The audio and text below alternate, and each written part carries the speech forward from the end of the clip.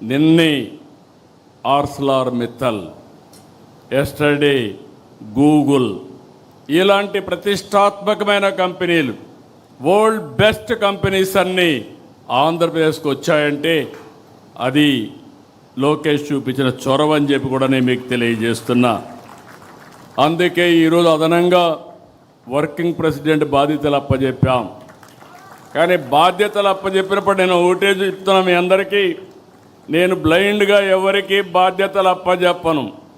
నా కమిట్మెంట్ ఈ రాష్ట్రం. 48 సంవత్సరాలుగా రాజకీయాల్లో ఉన్నాం.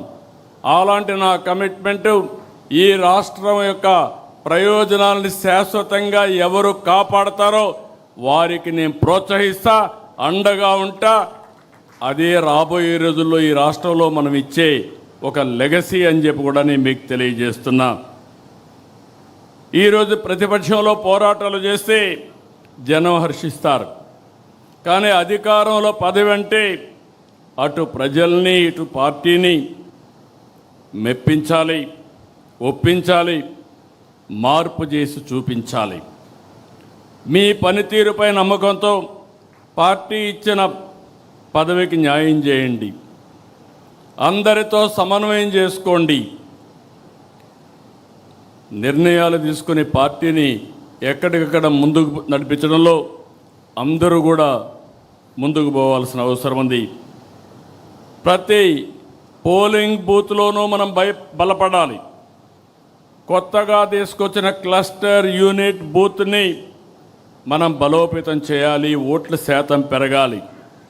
మీరందరూ బ్రహ్మాండంగా పనిచేస్తున్నారంటే 2024లో వచ్చిన ఎన్నికల్లో వచ్చిన ఓట్ల కంటే ఎక్కువ సాధించగలిగితే అప్పుడే మీరు సమర్థవంతంగా పనిచేసినట్టు. ఇది మీ అందరికీ గీటు రాయి, ఇదొక ప్రతిష్టని మరొకసారి మీ అందరికీ విజ్ఞప్తి చేస్తున్నా. సవాళ్ళు ఎన్నో ఉంటాయి.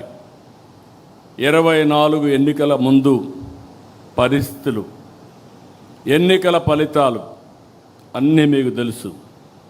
కార్యకర్తలు, నాయకులు ఎన్నో పోరాటాలు చేశారు, ఎన్నో త్యాగాలు చేశారు, ఎన్నో ఇబ్బందులు పడ్డారు.